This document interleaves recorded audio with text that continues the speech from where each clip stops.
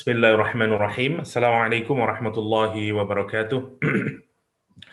Alhamdulillah wassalatu wassalamu ala Rasulillah wa alihi wa sahbihi wa mawalah. Asyhadu an la ilaha illallah wahdahu la syarika lah wa asyhadu anna Muhammadan abduhu wa rasuluh wa safiyyuhu wa khaliluhu addal amanah wa nasahal ummah wa jahada fi sabilihi haqqa jihadih. Yang pertama saya minta maaf, note-nya belum saya send forward kepada Kak H karena masih ada yang harus saya benahi karena bentuknya PDF nanti tidak bisa dibenahin. Jadi mungkin this afternoon atau tonight lah saya kirimkan insyaallah. Oke.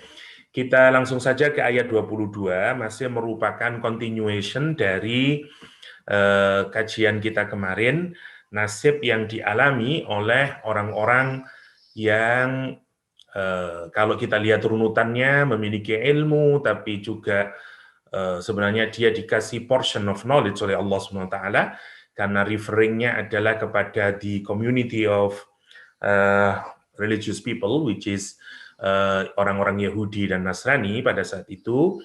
Tetapi karena ada baghyan bainahum, kata Al-Quranul Karim, dia melakukan 3 kesalahan. Yang pertama kufur, yang kedua membunuh Nabi, yang ketiga membunuh orang yang mengikuti Nabi. Jadi ada 3 kesalahan nanti. Ya.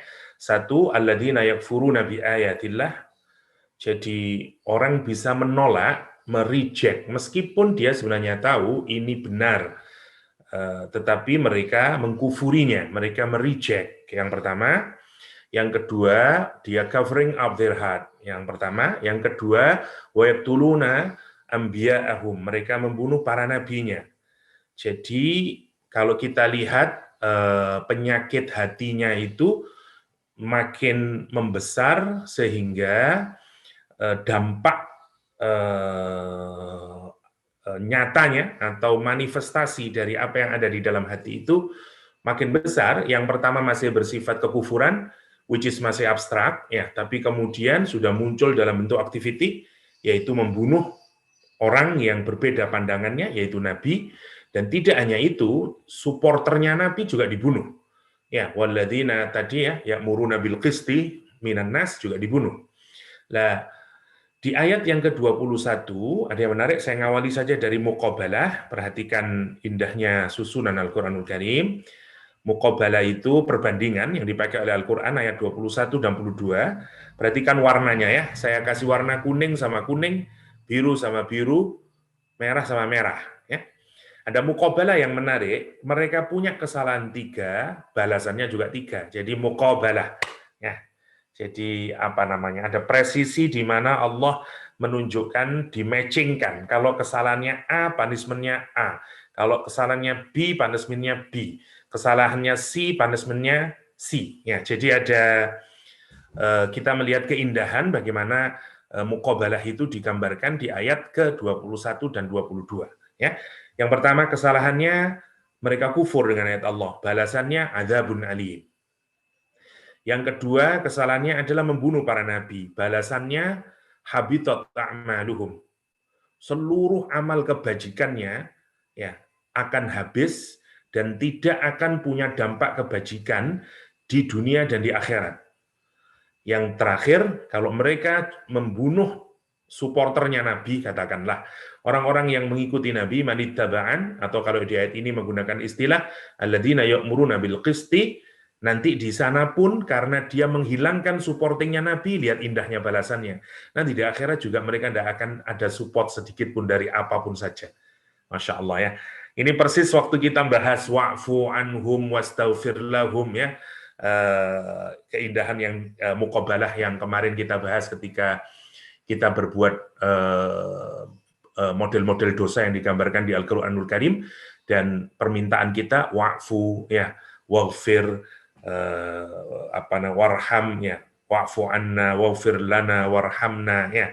Ini salah satu model muqabalah yang menarik di dalam Al-Qur'anul Karim. Kalau masih ingat, hanya sebagai pengingatnya, saya selalu senang dengan ayat itu yang wa'fu anna terus waghfir lana terus warhamna, kan gitu.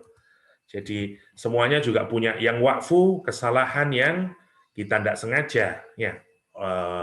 Rabbana la tu'akhidna in nasina au akhtana. Muqabalahnya wa'fu, ya. Kalau yang Rabbana la tuhammilna isron kama hamaltahu ala alladziina min qablina, muqabalahnya waghfir. Nah, kalau Rabbana la tuhammilna ma la taqata lana bih, muqabalahnya warhamna. Masya Allah, indah. Maksudnya lihatlah matchingnya, ya, ibarat pasangan itu best couple, kira-kira begitulah. Kalau yang di surah Al-Baqarah ini, yang ini dalam hal kebajikan, dosa kita begini, kita minta maaf. Dosa yang jenis kedua, kita minta maghfirah. Dosa jenis ketiga, kita minta rahmat. Yang ini ganti azab. Tapi juga best couple, tapi best couple dalam siksa. Masya Allah. Best couple dalam siksa. Kalau yang ini dalam kebaikan, ini dalam keburukan. Tapi lihat indahnya. Ya, bagi yang senang bahasa mesti senang gitu, ya Allah, kok bisa indah sekali gitu maksudnya, ya. Bayangin kalau orang kufur sama tanda-tanda ayat Allah, tanda-tanda Allah di alam semesta, dan terutama pada konteks ini ayat Allah dirujukkan kepada apa? Al-Qur'anul Karim.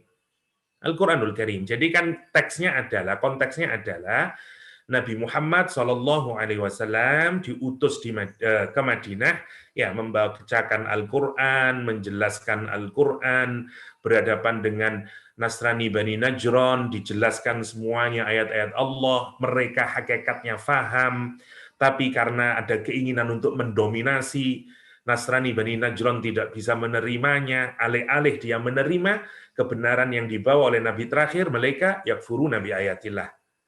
Orang Yahudi juga demikian, ahbar Yahudi juga sebenarnya tahu kota itu kota Nabi terakhir, Nabi Muhammad ciri-cirinya semuanya ada dalam Taurat, dan seterusnya. Tapi karena ada keinginan untuk mendominasi Nabi Muhammad SAW dan masyarakatnya, maka mereka apa? Dustanya yakfuruna bi ayatillah. Nah, dosa kepada Allah itu balasannya adzabin alim. Masya Allah. Ya. Dia akan diazab dengan amat sangat pedih. Jadi lihat ada gradasi, ya, mulai dari yang paling powerful nanti menurun. Ya, karena dia dosanya sama Allah, azabnya juga paling besar, adzabun alim. Yang kedua, dosanya yaqtulunan nabiyyin. Mereka sekarang mengkufuri ayat Allah. Yang kedua, mereka membunuh para nabi dengan tanpa ada justifikasi dan pembenarannya sedikit pun. Maka balasannya lihat, amalnya nanti tidak akan punya, tidak ada fruitnya, nggak ada impact-nya, baik di dunia dan di akhirat. Karena itu di wipe out nanti semua efeknya, Masya Allah, ya. Namanya habitat a'maluhum. Nanti kita juga akan mendapati kata habitat itu juga di surat Al-Hujurat juga, ketika orang tidak punya perilaku yang baik kepada Nabi Muhammad SAW, ancamannya juga habitat a'maluhum. Ya, itu yang menarik. Ya. Wahum la yash'urun, kata Al-Quranul Karim. Yang ketiga ini paling menarik. Wa yaqtuluna alladziina ya'muruna bil qisti, dan mereka membunuh orang-orang yang memerintahkan kepada keadilan, dan mereka ini adalah orang-orang yang menjadi penolong para nabi, ya. Ansarun anbiya mereka ini, ya, para sahabat dan selanjutnya. Karena itu nanti hukumannya di akhirat, lihat, wa ma lahum min nasirin, dan tiada sama sekali bagi mereka min nasirin, nggak ada yang nolong, siapapun saja nggak ada yang nolong. Kenapa? Karena dulu kamu juga membunuh penolong para nabi. Ya Allah, muqabalahnya dari 21, 22 akan jadi mudah untuk menghafalkan kalau kita dekati dari muqabalah, Oke, itu start kita. Kita lihat sekarang dari pertama, ya. Oke. Terjemahnya dulu, ulaika, mereka, sekali lagi, ulaika adalah isim isyarah lil ba'id, ya, kata tunjuk untuk sesuatu yang jauh. Semuanya, kalau kita menunjuk sesuatu yang jauh, berarti kita meletakkan distance yang jauh. Ini sama lah, kalau kita ini jauh berarti tidak ada kecintaan, di dalamnya include itu, implisit maknanya itu. Kalau kita mau nyatakan ulaik misalnya, ya.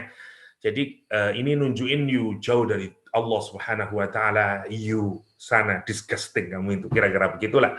Implisit maknanya. Mereka itu adalah alladzina, orang-orang habitat, kata Al-Qur'an Karim, ya, yang lenyap. Habitat itu sebenarnya awalnya kalau unta atau kuda terlalu banyak makan, perutnya sampai bulat, dan kemudian membawa kehancuran pada dia, itu disebut habitat dalam bahasa Arab. Ya. Habitat a'maluhum, jadi amalnya ini mungkin seperti membuat perutnya besar, tapi tidak punya manfaat apa-apa. Sehingga kemudian melenyapkan manfaatnya. Ya. Sama, orang kalau makan terlalu banyak, apa yang terjadi? Kemudian dia muntah-muntah, nggak ada manfaatnya sama sekali. Ya, mau musangking, biryani, semuanya masuk. Tapi kalau terlalu banyak, useless. Karena itu habitat salah satu maknanya memang fruitless, tidak ada impact-nya, tidak ada itu maksudnya. Jadi menarik kalimat yang dipakai oleh Al-Quranul Karim. Padahal dia punya amal, menariknya ya. Mari nanti kita perhatikan. Maka oleh Allah di habitat a'maluhum. Pada lihat, kalimatnya juga a'maluhum. Amal-amal mereka. Di mana? Di dunia, wal akhirah, dan akhirah. Wa ma lahum, dan sekali-kali mereka tidak akan memperoleh min nasirin, dari penolong. Oke. Untuk Quranis sintaknya atau i'rabnya nggak usah dibahas ya, nanti dilihat-lihat sendiri kalau sudah saya kirimkan. Oke. Mufradatnya ulaikal ladzina habitat a'maluhum. Nggak ada yang penting ini. Wa ma lahum min nasirin, nggak punya aid whatsoever.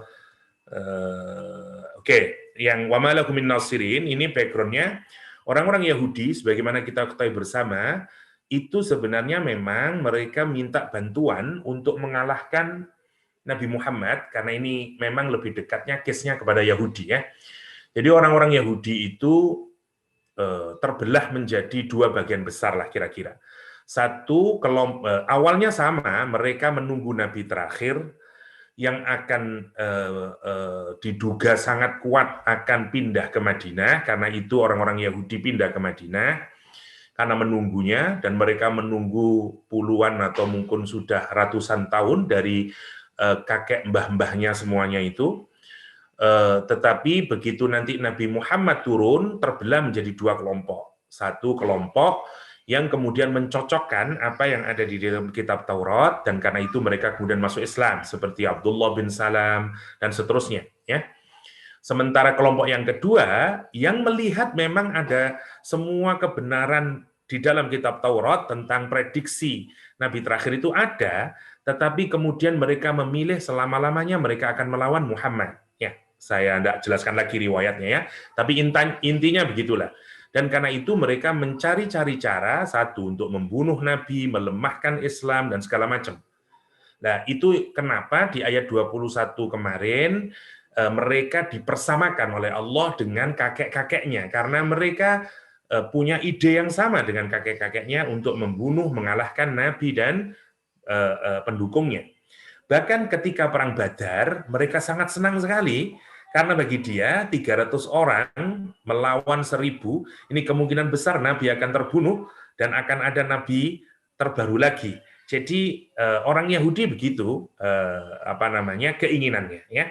Nah, karena itu nanti di ayat ini disebutkan wa ma lahum min nasirin, bahkan orang Yahudi ke Madinah memberikan support kepada orang-orang Quraisy untuk menghancurkan Nabi Muhammad Shallallahu Alaihi Wasallam. Oke, kita lihat kata habitat tadi. Kalau misalnya yang pertama kita pakai ini dari mana ini ya?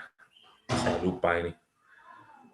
Batolat wasaqata, ini dari tafsir apa saya lupa, nanti saya carikan lagi ya. Habitat maknanya adalah batolat, batal, wasaqata hukmuha, terputus hukumnya, maksudnya tidak akan punya impact apa-apa ya.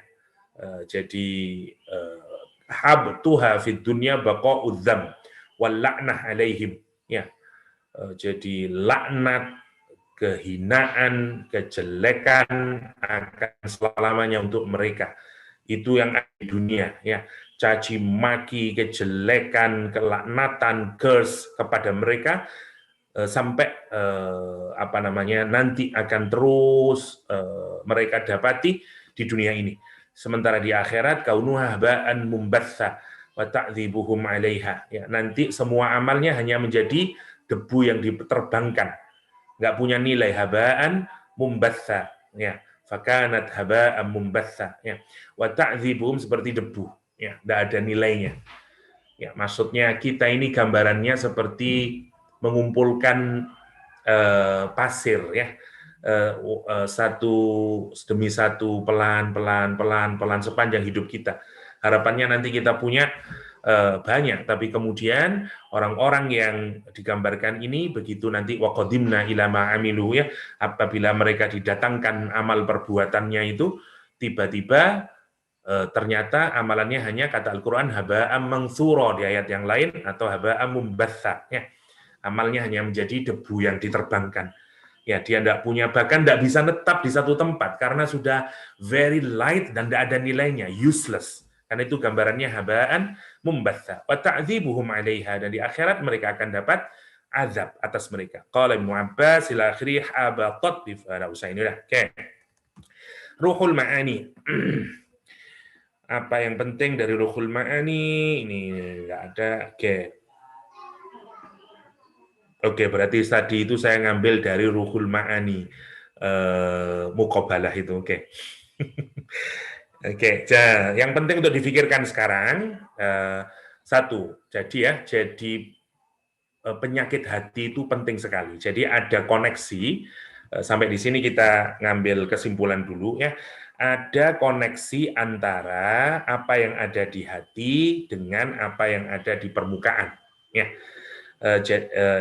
Zahir ya. Jadi apa yang di hati itu juga akan punya dampak pada apa yang ada pada zahir kita atau lahir kita, ada pada zahir kita.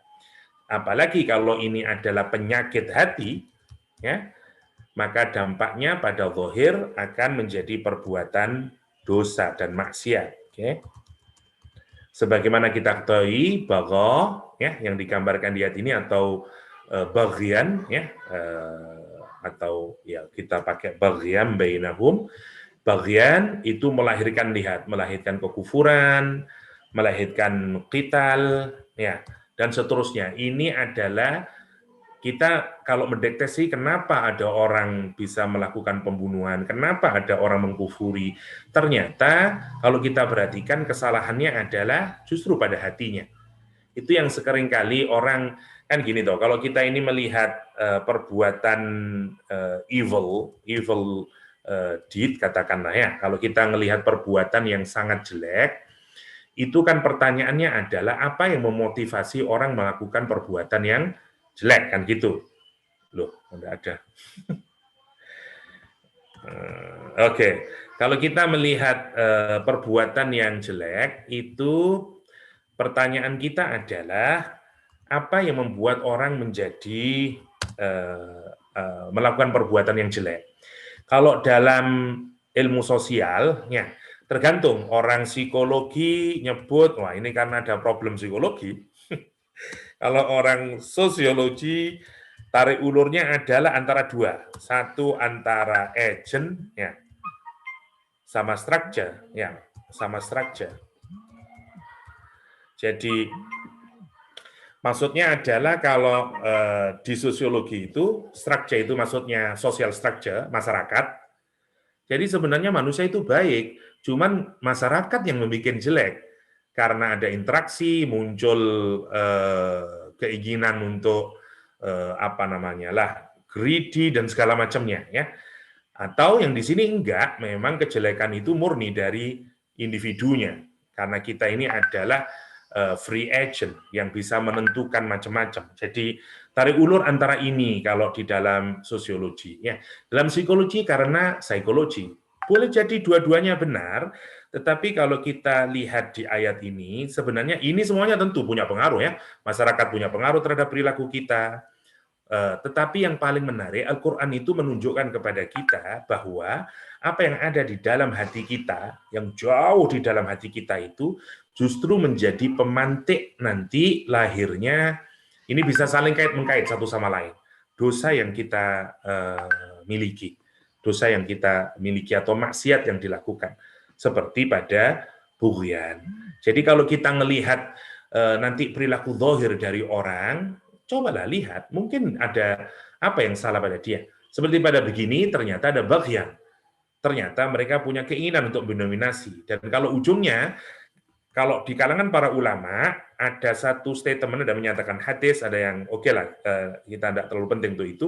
Ada satu kesimpulan adalah bahwa hubbud dunya, ya, hubbud dunya ra'su kulli khati'atin, ya, khati'atin. Oke. Cinta sama dunia itu adalah pangkal dari segala kejelekan, kesalahan. Ya, hubbud dunya ra'su kulli khati'ah, kulli khati'atin. Cinta terhadap dunia adalah pangkal atau kepalanya semua kesalahan. Dia adalah penyebab dari semua kesalahan. Oke, ini sangat sentral sekali dalam dunia Islam. Kalau kita perhatikan mana yang benar ini. Kalau kita lihat, kalau lihat di sini hati yang paling dominan, karena hati nanti melahirkan kufur, lain kital. Kalau kita bicara psikologi, you punya problem, psychological problem, karena itu nanti kamu punya begini-begini. Tanya sama orang sosiologi, it's about agent and structure, ya. Nah, tapi kalau kita melihatkan sebenarnya apa sih yang membuat manusia begitu itu? Kalau kita tarik lagi ke belakang, kenapa Yahudi kok punya bagian? Karena dia ingin mendominate. Dominate untuk apa? Agar dia tetap punya akses terhadap uang yang layak, kepemimpinan yang tepat. Dalam bahasa agama, semua yang selain Allah yang kita cari adalah dunia. Entah itu money, entah itu kedudukan, entah itu fame, entah itu prestige di masyarakat, atau apalah, namanya dunia tetap. Karena dia sesuatu yang rendah. Ya, bukan akhirat maksudnya. Kita ndak looking after apalah ya. Ridhonya Allah, surga, bukan itu. Kita semua mengejar yang ada di dunia. Nah, isinya dunia itu adalah harta, famous, dikagumi orang, dan segala macamnya. Karena itu, sebenarnya kalimat ini memang tepat yang menyatakan bahwa cinta sama dunia sebenarnya akar dari segala bentuk kesalahan. Dia bisa mewujud menjadi penyakit hati, dia bisa mewujud sampai pada tindakan, dan Yahudi adalah contoh di dalam Al-Quran, satu kelompok manusia yang digambarkan sebagai pecinta dunia. Karena orientasinya dunia, sampai agama digunakan hanya untuk memenuhi keinginan dunianya. Itu yang harus kita pikirkan. Jadi kalau kita mau lepas dari semuanya itu, apa caranya? Kurangi kecintaan sama dunia, tumbuhkan kecintaan kepada akhirat. Karena kita tidak mungkin tidak mencintai dunia kalau kita tidak punya kecintaan yang lain untuk mengalihkannya. Saya jatuh cinta sama Fatimah. Kapan kita bisa berkurang jatuh cintanya sama Fatimah? Lihat Khadijah. Nanti kita jadi lupa sama Fatimah karena sudah mikir Khadijah. Kira-kira begitulah. Ya, tidak mungkin orang itu bisa melupakan dunia kalau dia tidak building kecintaan kepada akhirat. Itu masalahnya. Kenapa sih orang tidak bisa kok bisa cinta sama dunia? Karena dia tidak tahu akhirat. Dia tidak tahu manisnya iman, dia tidak tahu indahnya tadabbur dengan Quran, dia tidak kepingin rasanya nanti bisa bersama Rasulullah SAW di surganya, di jannahnya itu. Kalau kita tidak punya itu, tidak mungkin kita akan punya our love of this world itu bisa decreasing, tidak mungkin. Karena memang syahwat kita itu senang sama dunia. Kalau kita tidak cinta sama dunia, mati kita, tidak mungkin. Jadi tinggal pinter-pinternya kita bagaimana kita menumbuhkan kecintaan kepada akhirat. Karena itu prinsipnya kan kita ini adalah kalau kata Sayyidina Ali abnaul akhirah. Kita ini anak-anak akhirat, bukan abnaud dunya, bukan anak-anak dunia ini. Ya, itu yang pertama yang kita pikirkan dari ayat ini ya. Oke, kita lihat dulu. Imam Raghib Al-Asfahani ada pembagian yang menarik, yang penting juga untuk kita pikirkan. Kata beliau, al-a'mal ala adrab. Kata dia, perbuatan manusia itu terbagi menjadi beberapa hal. Jadi 4, jadi 3 dia bedakan. Yang pertama adalah, kata beliau, adalah jenis amal duniawi yang tidak punya kaitannya dengan akhirat nanti. Dia pure amal duniawi. Ya, jadi begitu kita di akhirat nanti nggak ada nilainya. Loh mana? Ternyata dia dinilai oleh Allah sebagai al-a'mal dunyawiyah. Ya, sebagai amal dunyawiyah yang tidak memberikan manfaat sedikit pun fil qiyamah. Kama asyara ilaihi biqaulihi, sebagaimana di dalam ayat Al-Qur'an, wa qadimna ila ma amilu min amalin faja'alnahu haba'an manthura. Jadi dia beramal dunia, saya katakanlah saya building a beautiful mosque. Tapi agar Pak Haji yang berada di sebelah masjid itu memberikan putrinya kepada saya, sehingga saya bisa menikahinya. So, usaha saya membangun mosque itu tidak ada kaitannya dengan akhirat. Karena itu begitu saya meninggal terus minta, ya Allah saya membangun masjid, nggak ada itu. Itu jadi apa? Habaan manthura. Kenapa? Karena dia amal dunyawiyah. Amal dunyawiyah. Oke, yang kedua, ada antakuna a'malan ukhrawiyah, lakin lam yuqsad biha sahibuha, tapi pemiliknya tidak memaksudkan untuk meraih ridhonya Allah SWT.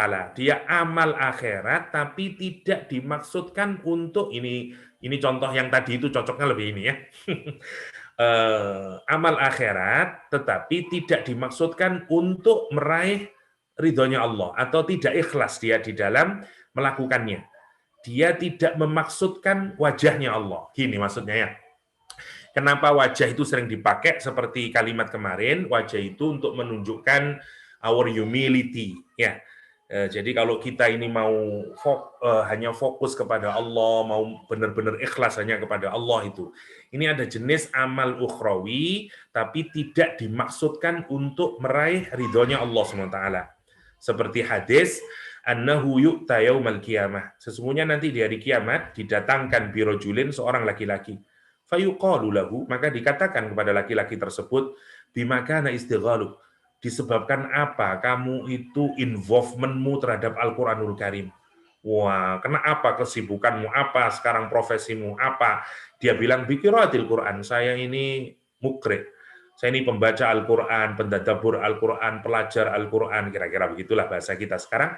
Fayuqalu lahu, qad kunta taqra liyuqal huwa qari'un. Enggak, kamu itu belajar Quran, kamu itu membaca Quran, kamu itu apalah ya, menjelaskan Quran hanya agar engkau disebut orang sebagai orang yang ahli Quran, sebagai qari, sebagai pembaca Quran, sebagai alim, dan seterusnya ya. Wa qad qila dzalik, dan kamu sudah disebut sebagai demikian di dunia, kamu sudah dikenal orang sebagai qari. Ya, fayu'mar bihi lannar, maka kemudian dia diperintahkan menuju ke nerakanya Allah Subhanahu wa taala. Kenapa? Karena membacanya Al-Quran dulu itu ternyata tidak ada nilainya di akhirat. Kenapa?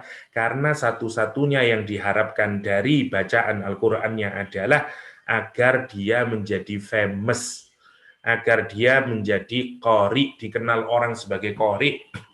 Kalau ustadz, pokoknya sudah dipanggil ustadz, selesai. Dia tidak ada kepingin untuk mendapatkan pahala ikhlas karena Allah, tidak ada itu niatannya. Itu jenis amal yang kedua. Semoga kita dijauhkan dari jenis amal ini. Yang ketiga sekarang, antakuna amalan salihah walakin biizaiha sayyi'at tufi'a alaiha. Ini masih jelek juga, amal baik tetapi dia barengi dengan perbuatan yang jelek yang semisalnya. Jadi akhirnya habis, nggak ada. Karena kebaikannya sama kejelekannya sama. Wadzalika wal musyar ilaihi bi khiffatil mizan. Ya, ini nanti di mizan sama karena jadi jeleknya kejelekannya sebanding dengan perbuatan baik yang dia lakukan. 3 jenis ini semua amal yang nanti tidak akan kita dapatkan. Masya Allah ya. Karena itu kata Imam Ruhi Al-Sazihani, yang dimaksud dengan habitat a'maluhum itu mewakili 3 model ini. Ya, ini semuanya nanti habitat a'maluhum, amal duniawi, amal akhirat tapi tidak ikhlas, atau amal baik tapi dibarengi dengan kejelekan yang setimpal dengan amal baiknya. Tiga-tiganya kita tidak akan mendapatkan balasannya. Masya Allah kalau kita pikirkannya. Karena kemudian kejelekannya lebih banyak. Oke. Itu untuk ayat 22, singkatnya adalah bahwa, ada poin yang saya lupakan, yang terakhir, lihat kata amal, ini sudah sering kita bicarakan, tapi hanya untuk tambahan lagi ya. Ada fi'il, ada amal, semuanya artinya perbuatan ya, atau perilaku yang kita lakukan. Yang dinilai oleh Allah adalah amal, ya, bukan fi'il. Fi'il jadi af'al, ya, jadi af'al, misalnya jadi af'al. Kalau amal jadi a'mal, ya, jadi a'mal. Misalnya wa amilus sholihah, ya, karena itu menggunakan kata amal. Fi'il adalah semua perbuatan baik yang disadari atau perbuatan yang tidak disadari. Maksudnya sesuatu yang sudah jadi kebiasaan seperti bernafas, berjalan, dan seterusnya. Mana yang dinilai oleh Allah sebagai amal adalah perbuatan yang disertai dengan motif, dengan niat, itu baru dinilai. Jadi kalau fi'il tidak dinilai oleh Allah, tapi kalau amal baru diniat. Karena itu nanti bimakanu ya'malun, selalu begitu.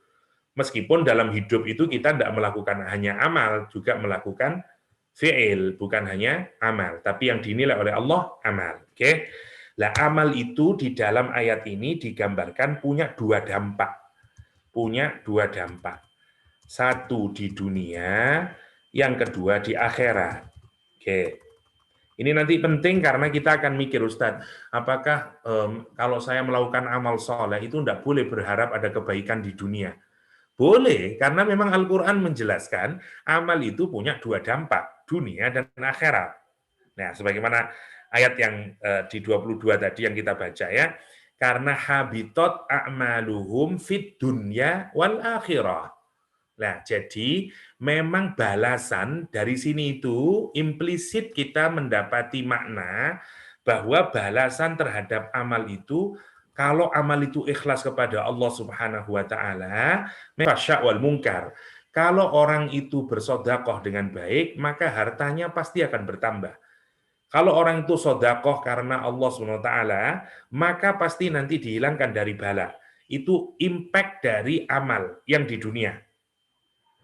Dan kita harus yakin itu. Kenapa? Karena memang Allah meletakkan amal soleh itu punya implikasi di dua dunia, di dua keadaan. Satu di dunia, yang kedua di akhirat. Kalau nanti di akhirat kita nanti dapat balasan yang full. Ya, kalau di dunia ya dapat balasan full di dunia, sebagaimana hukum yang sudah berlaku, ketentuannya. Ya, misalnya apa saja pahala yang didapatkan dari orang yang sedekah, macam-macam. Sedekah tudfaul bala, ya, memudahkan doa itu diijabah kalau orang itu bersedekah, dan seterusnya, itu implikasi dunia. Tapi sekali lagi jangan beramal hanya karena orientasi dunia, itu poinnya, ya. Jadi amal soleh itu punya dua dampak, dunia dan akhirat. Tapi kalau kita beramal, jangan ke dunia. Kenapa? Kita beramal kepada Allah yang akan memberikan balasan di dunia dan akhirat. Itu yang harus dicatat. Kan ya lucu, misalnya kita ini kalau beramal, ya harus kepada yang dituju. Misalnya, saya nyontoin kepada orang aja untuk memudahnya. Saya beramal untuk Fatimah, agar saya dapat sesuatu yang akan diberikan oleh Fatimah. Ya, misalnya karena Fatimah kaya, saya berharap ada hartanya. Nah, ini yang saya sebut dunia. Oke. Tapi saya juga berharap dapat cintanya Fatimah, yaitu ya sebut akhiratnya, karena jauh lebih abstrak dan langgeng. Maka saya beramal, kalau saya hanya untuk dapat hartanya dunia, kira-kira nanti saya dapat? Tidak dapat. Fatimah marah. You ternyata melakukan semua kebaikan hanya untuk dapat harta saya. Begitu dia. Oke. Karena itu sama juga kalau saya beramal hanya untuk mendapatkan pokoknya bukankah untuk Fatimah, ya tentu saja misalnya saya membaiki orang tuanya Fatimah, ya, tapi ternyata saya tidak punya kecintaan pada Fatimah. Jadi kalau beramal harus jelas. Amal kita untuk Allah SWT. Sama kayak begini. Kalau nanti sudah beramal untuk Allah, kita dapat dua-duanya, dunia dan akhirat. Itu poinnya, ya. Sebagaimana Allah SWT. Dan orang yang digambarkan di ayat ini, yaitu orang-orang yang mengkufuri ayat Allah, membunuh para nabi, semua amal perbuatan baiknya tidak punya benefit, baik di dunia atau di akhirat. Tidak punya dampak positifnya, baik di dunia atau di akhirat. Itu maksudnya Allah. Habitat a'maluhum fid dunya wal akhirah. Itu untuk ayat 21, kita lanjutkan ke 22, kita lanjutkan ayat 23. Alam tara ila alladhina utu nasiban minal kitab yud'auna ila kitabillah liyahkuma bainahum thumma yatawalla fariqum minhum wa hum mu'ridun. Alam tara. Alam tara itu tara tentu saja melihat dengan mata kepala awalnya, dari kata ro'a, ya. Tetapi tidak hanya bermakna melihat dengan mata kepala, karena dua memang maknanya, ya, bisa melihat dengan mata kepala, bisa dengan mata yang penalaran, ya, seperti orang Inggris bilang I see misalnya, ya. Lah Al-Quran misalnya menggunakan alam taro kaifa fa'ala rabbuka bi ashabil fil. Kejadian tentang penghancuran Ka'bah oleh Abroha, Nabi Muhammad belum lahir. Ya, karena Nabi Muhammad lahir setelah perang, setelah pasukan Abroha itu dihancurkan, ya, oleh Allah SWT. Karena itu kalau dalam lagu Nabi Muhammad lahir di tahun gajah, kan begitu. Nah, tetapi ayat Al-Quran turun menarik. Alam taro kaifa.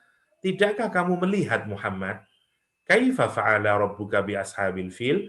Bagaimana aku hancurkan, ya, aku berbuat terhadap pasukan gajah itu. Pertanyaannya, wong Nabi Muhammad tidak melihat kok. Kenapa Allah menggunakan alam taro? Maksudnya, dengan kejadian itu, kenapa kamu tidak berpikir? Tolong pikirkan itu, pondering upon that happening, disuruh mikir, disuruh melihat, disuruh menganalisis, itu maksudnya alam taro. Nah, alam taro itu dipakai untuk memang sesuatu yang sangat penting karena kita diminta mengambil hikmah. Sekali lagi ini berarti sumber hidayah yang berasal dari apa? Dari histori, dari sejarah yang ada di belakang kita. Ya. Kita disuruh melihat tentang orang-orang, kata Allah SWT, alam tara, tidakkah kamu perhatikan, tidakkah kamu fikirkan, tidakkah kamu pondering kepada siapa? Ilal ladzina utu nasiban, kepada orang-orang yang diberi nasib. Nasib itu bagian yang kita itu sangat senang mendapatkannya, kepingin mendapatkannya. Ustadz Nukman kayaknya punya ilustrasi yang menarik, seperti kalau kita lagi ulang tahun, punya kue yang sangat delicious, masing-masing wanting a portion of that cake, dan kemudian kita mendapatkan a portion that cake, namanya nasib. Jadi nasib adalah bagian atau porsi. Minal kitab, dari kitab. Ya. Orang Yahudi dapat Taurat, orang Nasrani dapat Injil, dan segala macam. Makna yang kedua adalah masing-masing dari kita itu akan mendapatkan pengetahuan kalau kita mempelajarinya. Tetapi kita tidak akan pernah dapat keseluruhannya. Untuk agar apa? Agar kita humble. Ya. Seberapa hebat pun kita mempelajari kitab suci itu, ya, dan seterusnya, kita tidak akan bisa mendapatkan keseluruhannya. Ya. Diberi bagian yaitu Alkitab, yud'auna ila kitabillah. Kemudian mereka diajak, didakwa, diseru kepada kitab Allah Subhanahu wa taala. Ya, nanti apa maksudnya ini? Liyahkuma bainahum, agar supaya kitab tersebut menetapkan hukum di antara mereka. Summa yatawalla, kemudian berpaling, fariqum minhum, sekelompok dari kalangan mereka itu, wahum mu'ridun, dan mereka memang terus-menerus berpaling, stay away, ya, selalu membelakangi kebenaran. Ya, oke, kita lihat dari asbab nuzulnya dulu.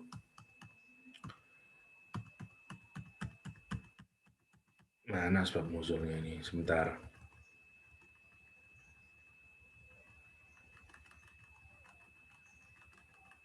Oke, saya ambil dari Zadul Masir, ada 4 menurut koleksinya Ibnul Qayyim al-Jauziyah di dalam mendaftar asbab nuzul untuk ayat ke-23. Yang pertama, Annan Nabi, ini riwayat Sa'id bin Jubair dari Ibnu Abbas, sesungguhnya Nabi Muhammad SAW masuk ke tempat belajarnya orang Yahudi, disebut dengan Baital Midras, ya. Ini tempat orang ulamanya orang Yahudi belajar, berdiskusi, ya. Ala jama'atin minal Yahud, sekelompok orang Yahudi. Nabi masuk ke tempat kayak learning center-nya. Saya katakanlah di Academy of Ummah, ya. Tapi ini untuk Jewish community, ya. Fada'ahum ilallah. Maka Nabi kemudian mendakwai mereka semuanya untuk beriman pada Allah. Ini Nabi mendatangi para ulamanya. Masya Allah ya, kalau kita pikirkan ini. Ini bukan kepada orang biasa, tapi kepada para rabai, scholar ya, orang-orang Yahudi. Faqala rajulan, 2 orang kemudian berkata kepada Nabi Muhammad SAW, ala ayyi dinin anta? Agamamu itu apa? Kamu ngajak kami iman kepada Allah itu, agamamu apa? Kata kedua orang itu. Atas agama apa kamu suruh saya ini untuk beriman kepada Allah SWT? Faqala, Nabi menjawab, ala millati Ibrahim. Ya, atas millahnya Ibrahim. Jadi Nabi Muhammad itu menyamakan atau katakanlah mempersamakan Islam itu dengan millah Nabi Ibrahim alaihissalam. Dan memang kalau kita perhatikan semua ajaran Islam itu tidak ada bedanya sebenarnya secara substansial dengan millahnya Nabi Ibrahim. Dan memang kita disuruh mengikuti millah Nabi Ibrahim. Wattabi' millata Ibrahim hanif. Ikutilah millah. Millah dari kata milk sama A, bukan ya?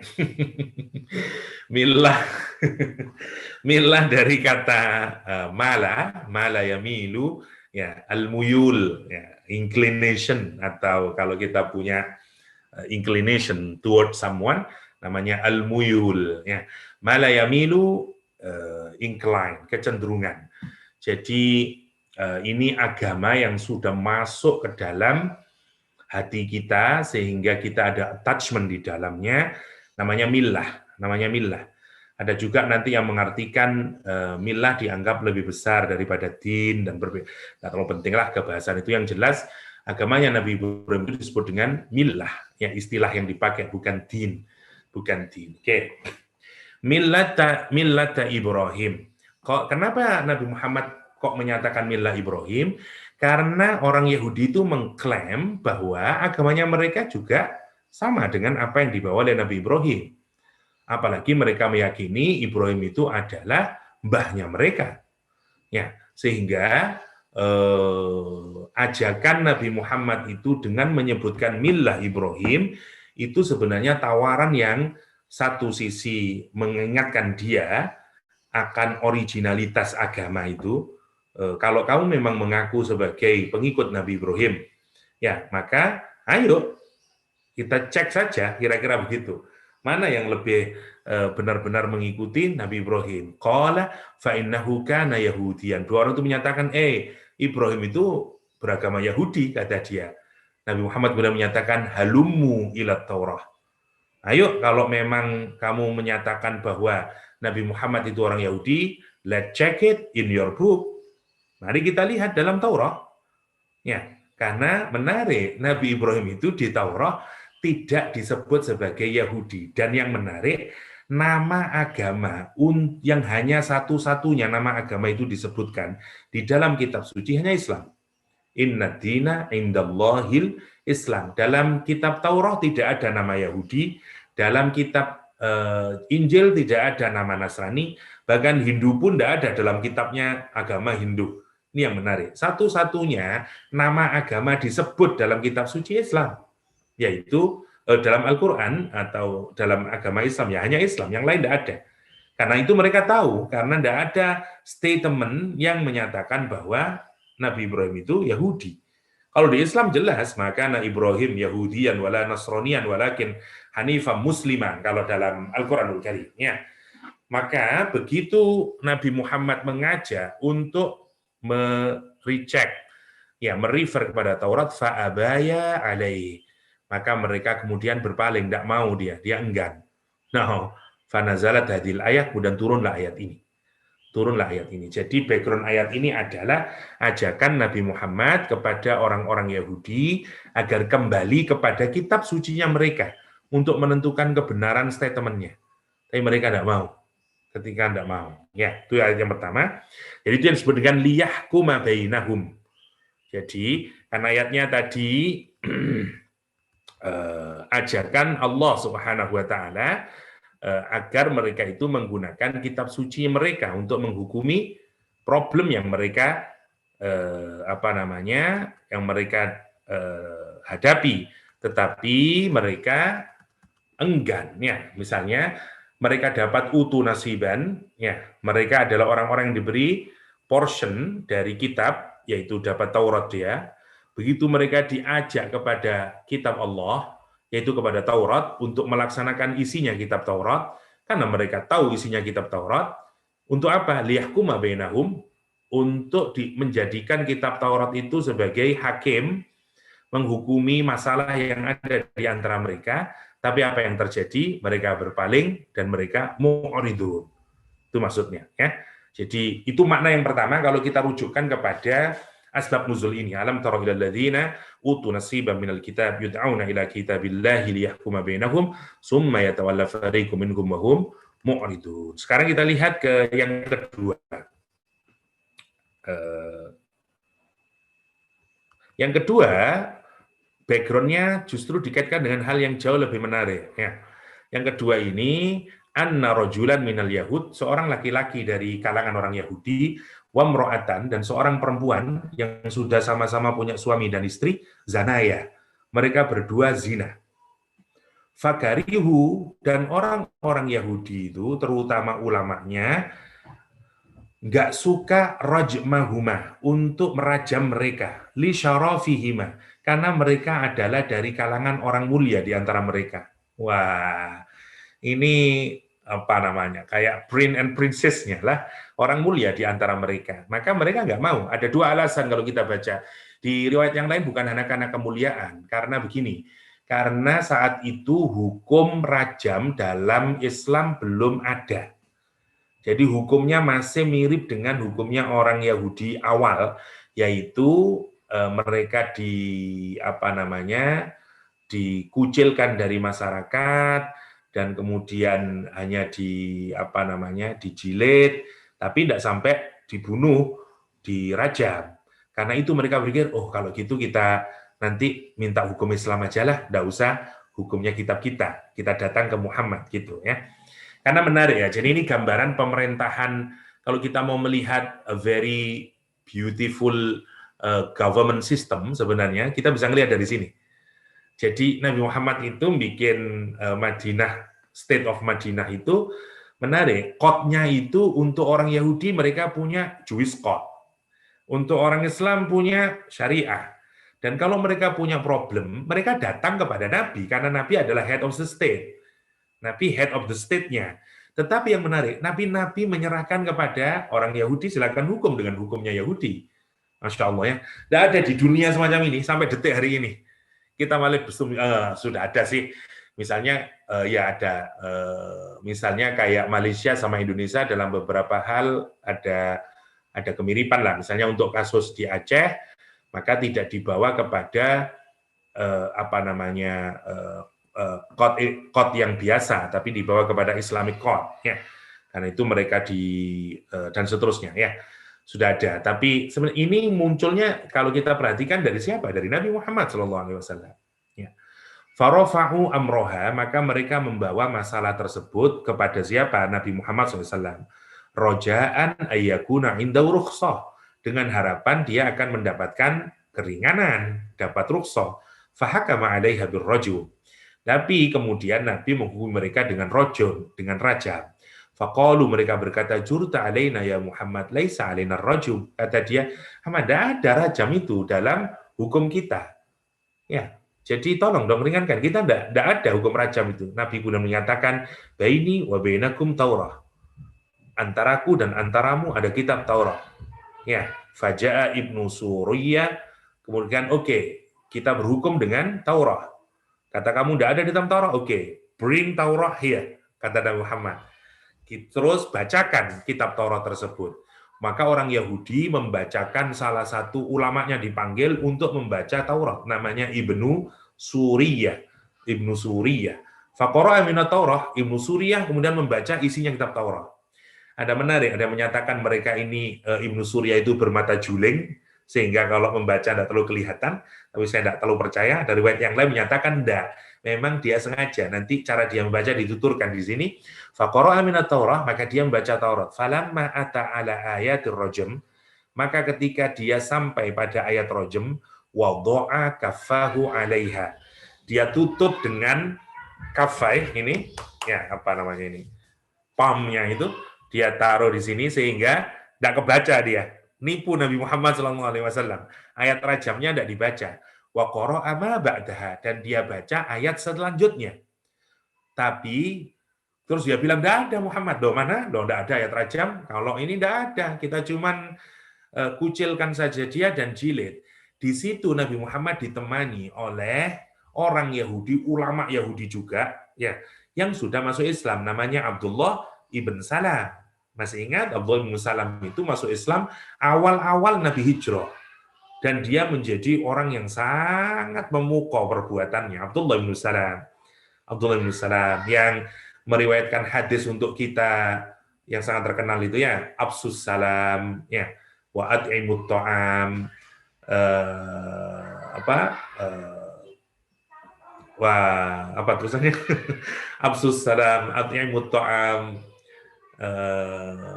sallu wan nasu niyam tadkhulul jannata bisalam, ya, itu dihafalkan oleh Abdus Salam. Kata dia, kalimat pertama yang aku dengar dari Rasulullah SAW ketika di Madinah adalah itu, kata Abdullah bin Salam, ya. Kata Ibnu Salam, qad jawazaha summa qama. Kata dia, kamu nipu itu, kamu tutupin itu, kamu melewatkannya. Ayo baca lagi. Summa qama faqara'aha. Ya, kemudian dia berdiri dan membacakannya. Fa'amara Rasulullah SAW bil Yahudiyin. Maka kemudian terbelalak, karena itu bersifat publik ya. Semua orang kemudian tahu, oh ada ternyata hukumnya.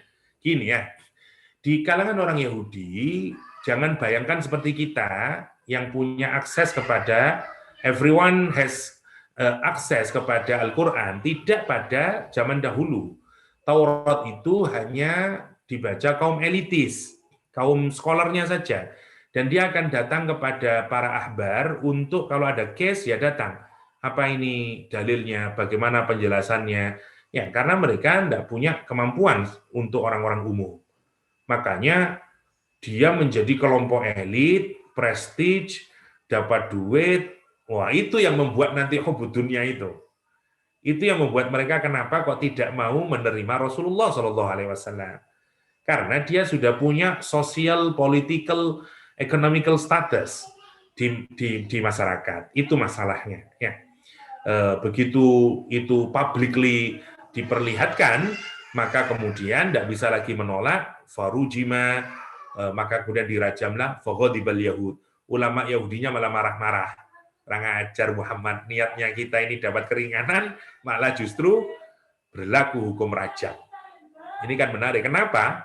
Artinya kalau dia marah, kenapa kok marah? Karena dia sebenarnya memberikan hukum yang lebih ringan, agar apa? Agar dapat duit. Karena yang melakukan perzinaan adalah syarif, orang yang mulia di antara mereka.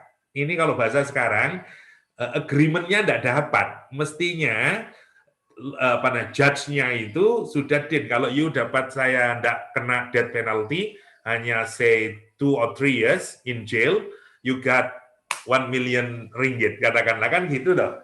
Ini karena kemudian death penalty, gigit jari sekarang judge-nya dan dia marah, faghadibarul Yahud. Itu yang terjadi.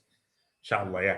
Dan ini yang membuat kenapa kemudian mereka tidak mau berhukum. Lihat ya, ini penyakit. Bahkan kenapa kok bisa mengkufuri ayat Allah itu bisa begitu. Ini kan contoh clear bagaimana mereka mengkufuri ayat Allah SWT. Padahal mereka dikasih karunia oleh Allah. Portion of Alkitabnya. Masya Allah. Walladzina utu nasibam minal kitab. Masya Allah, kalau kita pikirkan yang orang dapat rahmat tapi membalas, coba renungkan secara mendalam di dalam hati kita masing-masing. Kita dikaruniai oleh Allah, nasibam minal kitab. Tapi lihat apa yang dilakukan. Ya, Masya Allah. Lihat ulamanya orang Yahudi. Jadi kita ini dikasih oleh Allah kemuliaan Al-Quran. Ya, atau kalau konteks Yahudi dikasih kemuliaan Taurat. Faham Taurat, ngerti Taurat, bahkan mereka menjadi alimnya Taurat. Tetapi lihat, Taurat begitu dengan Taurat itu dimuliakan oleh Allah SWT. Ya, dia dihormati di masyarakat, dia mendapatkan uang di masyarakat, dia mendapatkan semuanya di masyarakat. Mestinya dia lebih taat kepada siapa? Kepada Allah. Tapi justru berubah.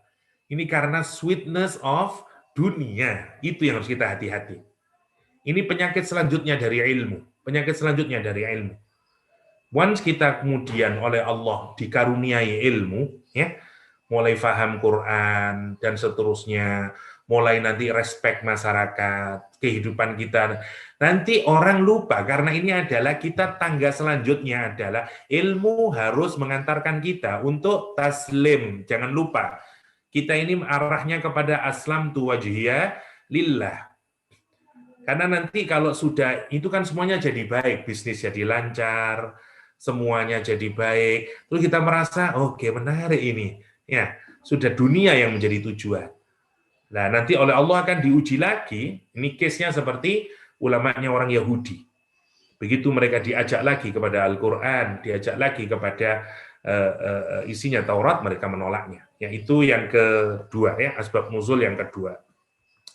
Yang ketiga, sebenarnya intinya dua itu, yang lain mirip ya. Anan Nabi da'al Yahud ilal Islam. Nabi mengajak orang-orang Yahudi masuk Islam. Nu'man bin Abi Aufa ini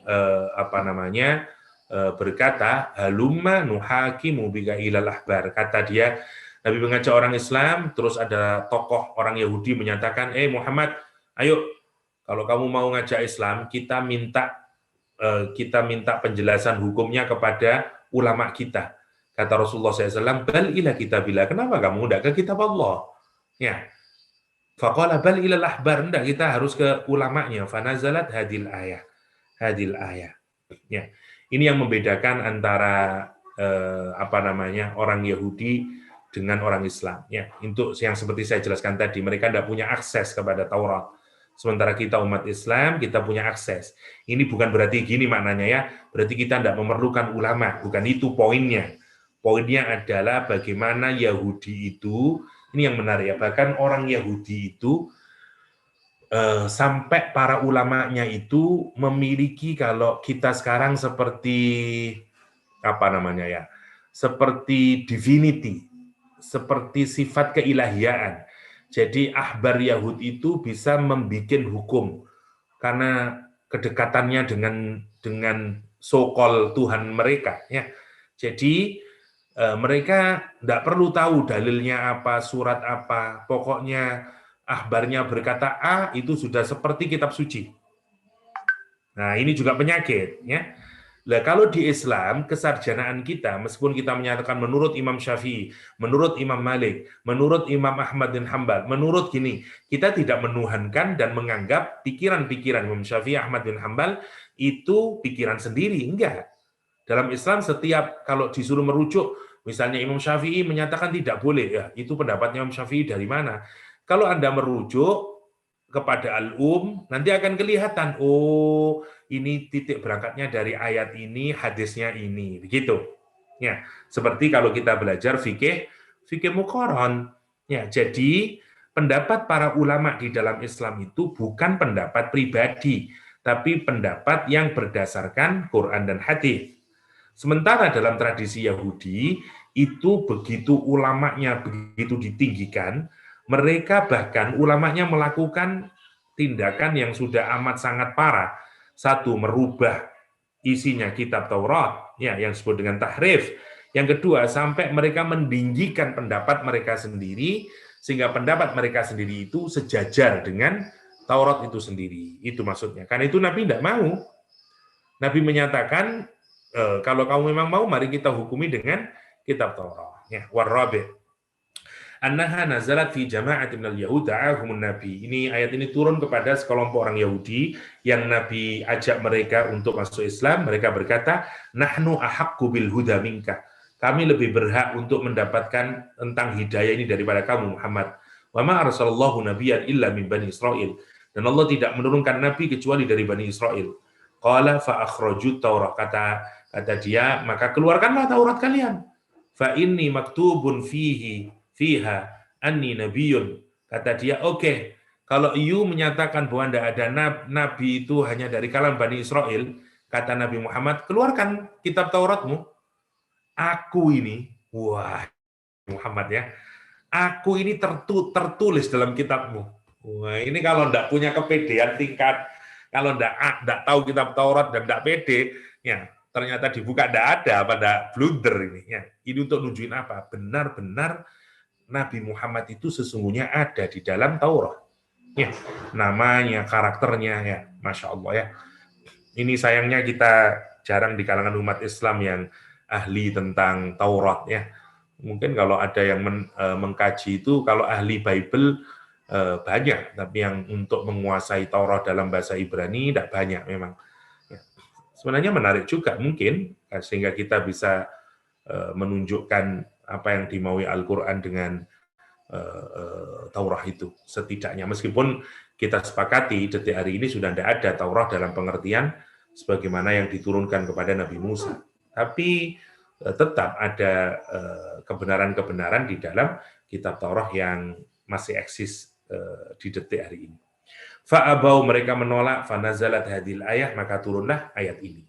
Jadi kalau kita lihat dari konteksnya, semua ayat ini berkenaan dengan menjadikan Alkitab Taurat atau kitab Allah SWT sebagai hakim, ya, sebagai judge atas masalah mereka. Makanya kalau kita kembali kepada An-Nukat wal Uyun yang juga menjelaskan tentang menyarikan hampir berbagai tafsir untuk memudahkan kita, kata dia, ya, masalah yang diperselisihkan itu sesungguhnya terbagi menjadi 3. Satu, tentang nubuahnya Nabi Muhammad. Jadi mereka itu ketika diseru untuk menggunakan, saya awali dari sini ya. Jadi alam taro nasiban, alam taro ilal ladina utu nasiban, tidakkah engkau berpikir, merenungkan, ya, orang-orang yang diberi bagian dari kitab, yakni hadzan li'annahum alimu ba'dhu ma fiha. Kenapa disebut nasib? Karena orang-orang Yahudi itu hanya mengetahui sebagian yang ada di dalam At-Taurah. Ketika mereka itu yud'auna ila kitabillah, mereka diajak kepada kitab Allah. Kitab di sini maknanya lagi-lagi terjadi perbedaan, ada 2 pendapat. Satu, diajak kembali kepada Taurat, seperti pada konteks ayat yang tadi ya, asbab nuzul tadi. Mereka diajak Nabi untuk membuka kitab Tauratnya. Du'iya ilaiha al-Yahud. Ya, diajak kepadanya siapa? Al-Yahud. Ya, fa'abau, tapi mereka menolak.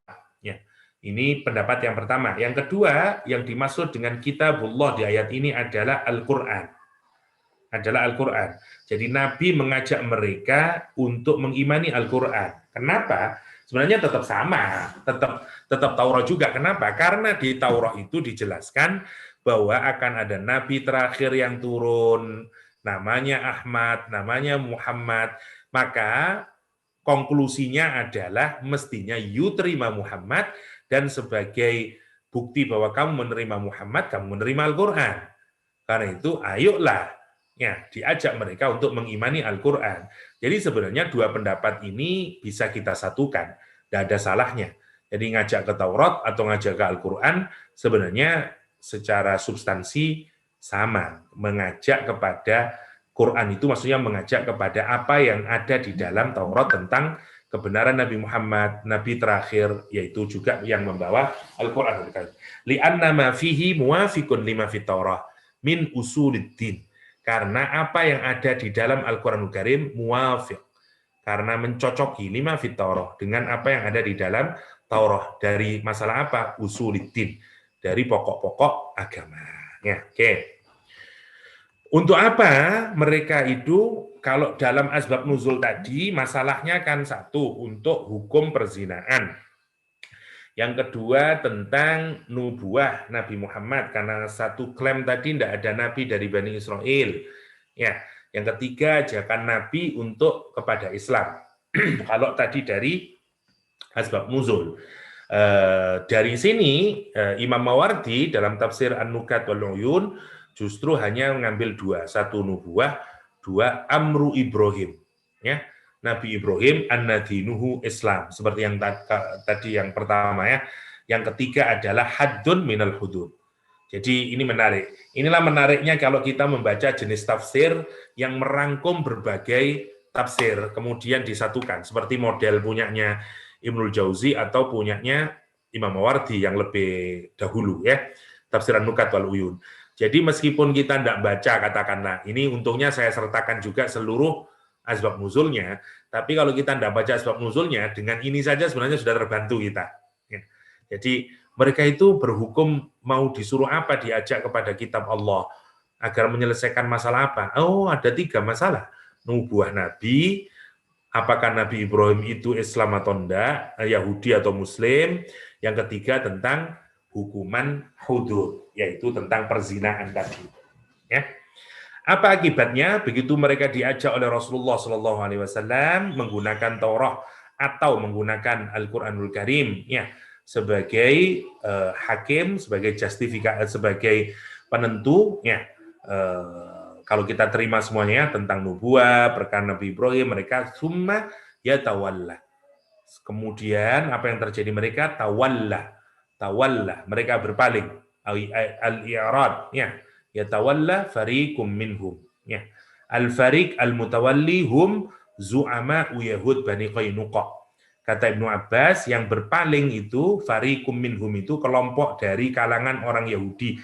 Yang berpaling justru adalah para zu'amanya, ya, orang-orang terpandangnya di kalangan mereka, orang-orang alimnya, orang-orang terpandangnya, terutama ya tadi, karena kan kalau riwayat yang tadi syarif, orang-orang mulia di kalangan mereka. Di antaranya siapa? Nu'man bin Aufa, Bahri bin Amr bin Suriyah. Ya, ini ulama-ulamanya semuanya.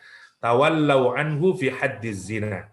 Ya, mereka berpaling dari hukum zina lamma akhbarahum annahu rajam. Ketika dikabarkan kepada mereka sesungguhnya hukumnya adalah rajam. Warajamal yahudiyin, dan merajamlah orang-orang Yahudi az-zaniyain, yaitu 2 orang yang berzina tadi. Ya, oke. Tafsir Qurtubi, apalagi yang menarik di sini?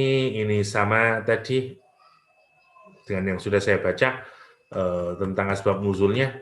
Itu maksudnya kenapa saya tidak kirim, karena saya cuma baca tafsir, apa yang penting saya taruh, baca lagi tafsir penting saya taruh, dan saya belum nyeleksi. Nanti makanya ada penjelasan yang tumpang tindih lagi. Lagi-lagi sorry Kak Ha. Waktunya tidak banyak untuk membuat note-nya, ya, karena sebenarnya baca saja sudah a bit tiring, ya, terutama karena kegemukan, itu jadi cepat capek ya. Oke. Sekarang tahrir, tapi saya berusaha karena untuk kajian tafsir memang setidaknya saya akan baca 5 tafsir untuk saya compact apa isinya ya. Oke. Doktor. Ya. Maaf doktor, just nak remind je, kita ada lagi about half an hour. Oke. Oke, sedikit lagi baru nanti kita buka diskusi, mungkin dari lihat tafsir Tahrir wa Tanwir baru kita nanti ngelihat ya. Alam tara disebut dengan istinaf ibtidai litajib. Ya, kalau menurut Ibnu Ashur yang ahli bahasa, kenapa Allah membuka dengan kalimat apakah kalian tidak berpikir atau apakah kamu tidak pondering terhadap orang-orang yang diberi bagian dari Alkitab itu adalah merupakan kalimat pembuka yang digunakan untuk menunjukkan apa? Shock. Kita takjub, ya, tak seperti shock melihat kok ada perilaku orang yang kayak begitu. Fi halatil yahud fi syiddati dhalalihim. Ya, kok ada perilaku orang Yahudi yang begitu amat sangat tersesatnya. Nah, kita itu mestinya bertanya untuk diri kita juga masing-masing. Ya, kok ada orang yang sudah dikenai Al-Qur'an tapi dia cinta sama dunia? Kenapa bisa orang itu tidak bisa berhukum dengan Al-Quran? Makanya menarik ya, kadang-kadang kita mendapati ini lagi-lagi kritik untuk ahlul ilm, kritik untuk para scholar. Kadang-kadang kita mendapati ada, ini dia kan ustadz, dia kan tahu Al-Quran, dia kan tahu hadis. Kenapa perilakunya demikian? Kenapa dan seterusnya? Kenapa dia tidak? Ya, dan seterusnya. Kita akan mendapati inilah terutama di zaman akhir. Sehingga kita kadang banyak orang menyatakan bahwa tidak ada teladan hari ini. Karena ada orang yang mengerti agama justru perbuatannya tidak sama. Nah, ini pada konteks ini kita harus merenungkan ini. Ya, Allah bahkan mencontohkan hal yang paling clear sekali, bahkan hukum agama bisa dirubah. Masya Allah ya. Di Indonesia dulu juga sama. Bayangin, Indonesia dulu pernah ada salah satu ulama yang besar di Indonesia, bahkan di zaman Pak Harto ya, karena dia harus melegitimasi keinginan Pak Harto untuk melegalkan loto, kalau di Malaysia mungkin kayak loto lah. Tapi loto ini dilegalkan secara Islam. Bayangin. Jadi kalau loto itu dilegalkan untuk membelinya, tapi hukumnya tetap haram, lain cerita. Ya, lain cerita. Ini enggak. Jadi atas nama negara membutuhkan dana agar pembangunan ini menjadi lebih mudah, maka dibikinlah loto. Sehingga setiap citizen itu boleh membeli, tujuannya untuk helping the government. Dan itu dianggap sebagai legal, dikasih dalil dan seterusnya. Wah, ramai di Indonesia dulu. Sehingga kemudian para ulama yang yang lain itu semuanya protes, wah terjadi debate tentang loto ini. Ya, bisa sampai begitu kalau kita pikirkan. Dan pada masalah yang kecil-kecil kita bisa dapati sekian banyak halnya. Ini fitnatun ilm, laki-laki fitnatun ilm. Laki-laki kalau ada masanya nanti ya, ketika orang sudah mendapatkan apapun dari dunia ini, karena ilmu yang dia miliki, hati-hati. Dia bisa keluar dari aturan Allah SWT atau Al-Quranul Karim. Ya. Karena itu istifhamnya disebut litakrir wa ta'jib. Ya, wa ta'jib. Ini orang shock melihat itu, kok bisa begitu ya. Dan memang kita mikir itu menarik, kenapa orang yang disentuh oleh Al-Quranul Karim atau disentuh oleh kitab suci, kok bisa masih jatuh cinta sama dunia?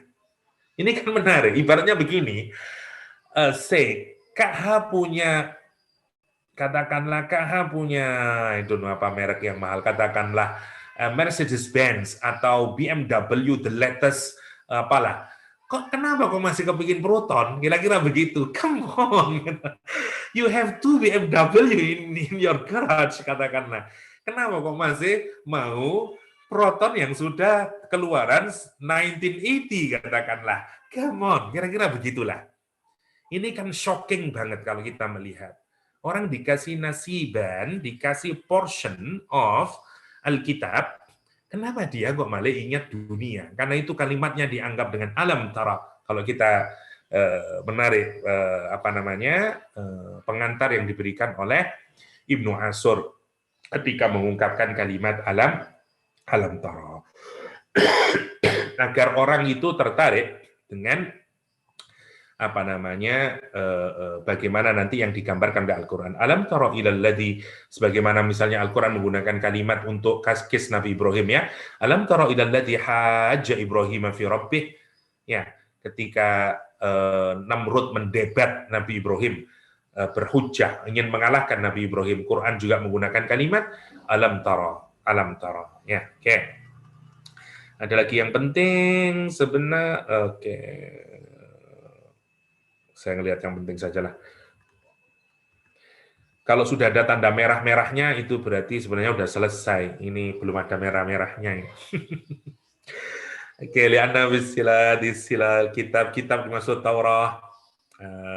Maksudnya Taurah itu adalah perjanjiannya.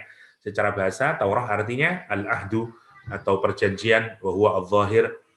Wal murad lilladzina yahud, enggak usah, ini juga ada menyatakan di alladzina utul kitab, di situ adalah Yahudi, ada menyatakan juga Nasrani, ahlu Najran. Nasib artinya al-qist, ya, wal sama ya, bagian kayak tadi.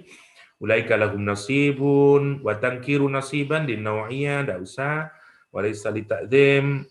Oke, ya, saya takutnya ada yang penting saja, saya sebentar, saya hanya untuk skim sebentar. Nabada fariqun enggak perlu. Ini sama backgroundnya. Ya tawalla atifahuna, enggak usah lah, summa saya anggap sudah lah. Oke, tawalla wa hum mu'ridun. Hal kok masih ada ini. Tafsir Muharrar dari Ibnu Atiyah, sama saya anggap tidak ada. Ila kitabillah, sama saja itu. Dzalika bi annahum isyara ila talil urat, inna talaratu, sebentar. Oke. Ini habis ini kita disebutkan alasannya oleh Allah SWT, selain kalau orang yang punya ilmu itu di ayat 23, selain satu karena kecintaan sama dunia, yang kedua, bukankah dia masih tahu akhirat? Bukankah dia tahu, misalnya para ustadz, ini yang menarik ya, orang yang tahu ilmu agama, itu kadang masih berani melakukan maksiat. Nah ini nanti yang menarik, di ayat yang ke-23 sebenarnya, nah ini 24, nanti kita mendapati, ini penyakit ruhani yang menarik. Penyakit ruhani dari orang yang punya ilmu. Yang pertama tadi buhtan atau bughyan, ya.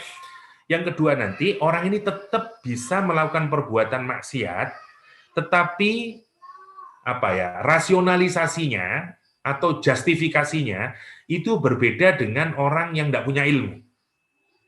Nah, gini, karena seakan-akan dia merasa tahu akhirat. Nah, ini nanti yang harus difahami benar, terutama kalau kita semakin mengerti agama ini. Gini, saya contohkan. Ada anak yang dulu tidak pernah, ada anak misalnya tidak pernah belajar agama, tidak pernah ke masjid, tidak pernah apa, saya sampai di UGM. Begitu di UGM, dia kemudian tersadar, ikut usroh misalnya, jadi aktivi masjid, wah jadi alim dia, wah amalnya baik dan segala macamnya. Satu temannya lain, dari temannya yang satu dari kecil dia di ma'had, di pesantren dia. Wah, dari kecil. Sampailah dia juga di UGM. Di UGM, dia enggak mau ke masjid. Kata dia, wah, saya udah lama kalau baca Quran, saya udah sering dari dulu, saya udah baca Quran dan segala macamnya. Nah, ini yang menarik, kenapa orang yang sebelumnya sudah punya ilmu bisa melakukan perbuatan yang tidak baik. Padahal mestinya dia yang lebih takut karena awalnya sudah punya pengetahuan. Nah, nanti ayat 24 ini menunjukkan alasannya. Kalau di ayat yang ke-23 kita diperlihatkan oleh Allah, 22 dan 23 diperlihatkan karena motif duniawi tadi, ya. Di ayat 24 itu karena ini nanti. Justru karena misalnya kita ini kebanyakan dalil tahu tentang dosa sebesar apapun diampuni oleh Allah dan segala macamnya. Terus kita merasa sudah saya tahu caranya bertaubat dan segala macamnya. Itu justru membuat kita berani melakukan perbuatan. Hati-hati, atau sudah merasa dia masih baru bertaubat. Saya udah lama bertaubat. Jadi orang Nasrani nanti mentalitas itu digambarkan oleh Allah di ayat ke-24. Karena mereka merasa kalaupun kami masuk neraka, mungkin 7 hari. Atau kalau pakai surat Al-Baqarah, just 40 days in hell. Atau 7 days in hell. Ya, itu nanti di ayat yang ke-24. Tapi sebelum kita masuk lebih detail ke ayat ke-24, saya mungkin kembalikan dulu kepada Sister Nisa untuk mungkin kalau ada diskusi tentang ayat 22, 23. Saya kembalikan. Terima kasih doktor. Saya rasa memang partisipan kita tak sabar-sabar ni nak utarakan soalan. So dipersilakan Kak Salina, masih ada ke? Assalamualaikum. Assalamualaikum. Terima kasih Nisa. Sama Kak. Assalamualaikum doktor. Ya. Okey, saya sedikit confused ni dengan asbabun nuzul ni. Ya. Okey, ada kalau kita tengok tafsir-tafsir lain mengatakan 83 ayat ni turun sekali ketika datangnya Bani Najran. Ya. Dan tadi doktor bagi pula asbabun nuzul setiap ayat tu pula. Dan dalam konteks yang berbeza, maksudnya itu Bani Najran yang datang ke Masjid Nabi dan mereka nak berbahas atau berdebat tentang agama mereka dan agama Kristian. Dan tadi doktor bagi tu asbabun nuzulnya tentang Taurat. Kitab Taurat. Maksudnya Yahudi yang Jews, bukannya Yahudi yang Kristian. Ya. Di tempat yang berbeza pula. So, macam mana asbabun nuzul ni sebenarnya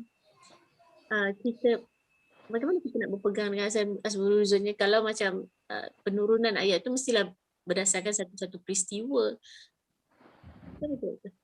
Okay, good question. Ya.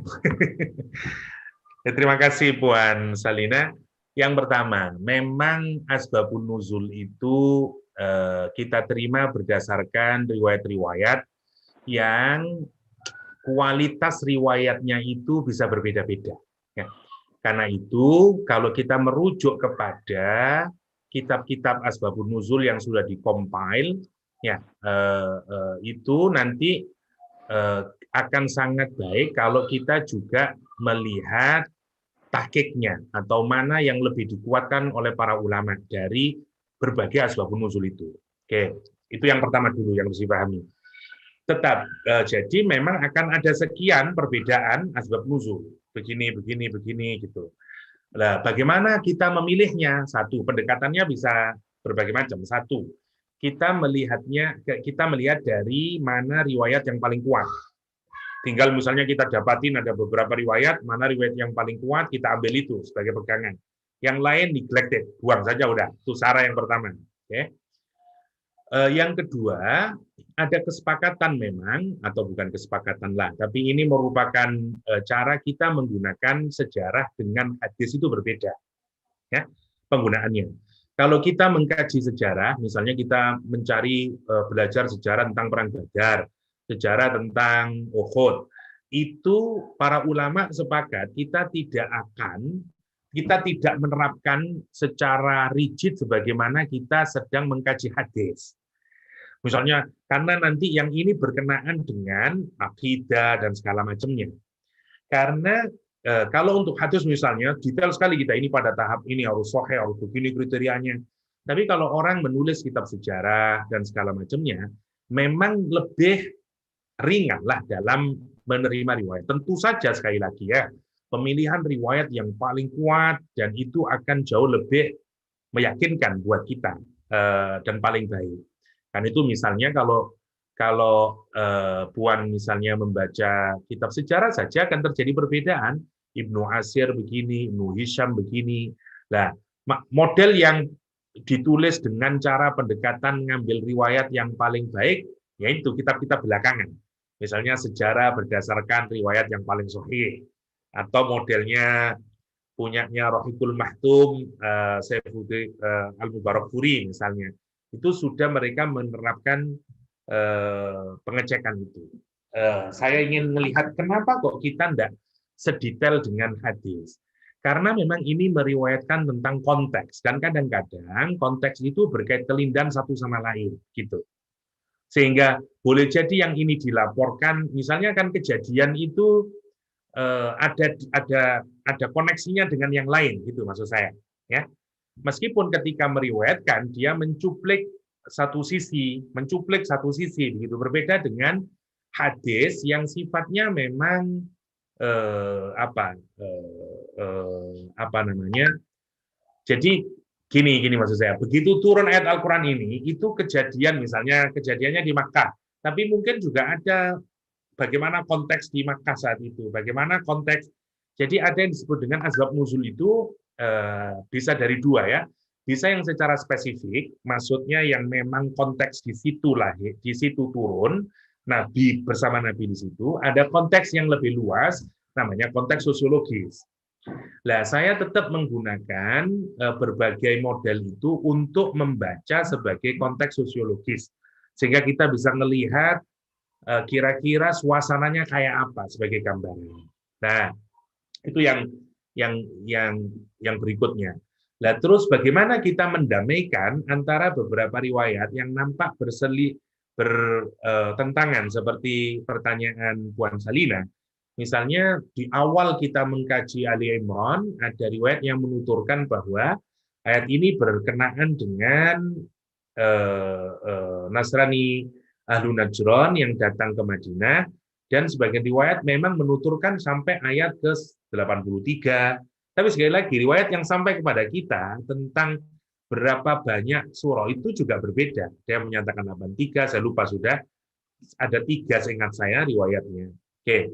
Nah, apakah itu tidak bertentangan dengan riwayat yang belakangan? Tinggal nanti polanya kita lihat riwayatnya, mana yang lebih kuat, yang satu lemah atau enggak, dan seterusnya, baru kita sandingkan apakah dia memang ternyata dia saling berhubungan satu sama lain, dulu turunnya enggak sampai di ayat yang kesini, atau memang Nabi Muhammad kemudian membacakan ayat itu yang kemudian disebut dengan Allah menurunkan membacakan lagi Nabi Muhammad. Itu yang bisa kita lihat dari kenapa para ulama juga menyebutkan asbab nuzul untuk case-case yang nampaknya terjadi perbedaannya seperti Najran dan Yahudi itu. Nah, perbedaan itu sekali lagi ada pada riwayat. Saya tidak sampai melihat mana yang paling kuat. Saya mohon maaf, tidak ada waktu untuk ngecekin. Saya hanya membacakan saja dari apa yang sudah dicari oleh Ibnul Jauzi. Jadi Ibnul Jauzi bantu kita. Ibnul Jauzi muridnya sebenarnya ini kan dari mazhabnya Imam Ahmad bin Hambal ya. Jadi Ibnul Qayyim sebagai salah satu murid terbaiknya Ibnu Taimiyah kalau dalam mazhab Imam Ahmad bin Hambal itu nanti ada dia memiliki kitab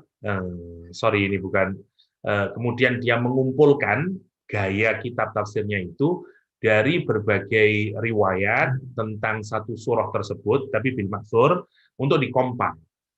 Sayangnya memang dia tidak menunjukkan mana yang paling kuat dan seterusnya.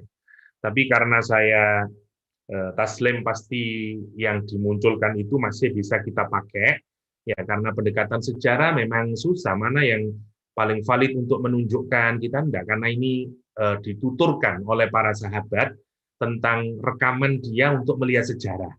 Sama kayak kita misalnya kenapa Mahathir diturunkan dari misalnya atau kenapa orang baca politik itu dengan banyak perspektif. Oh, karena begini gini. Itu memang pembacaan kita akan sejarah seringkali variatif dan mungkin mengandungi kebenaran sedikit gitu. Nah, ini kan kita melihat bagaimana para sahabat melihat itu. Ya, melihat satu kejadian dan segala macamnya.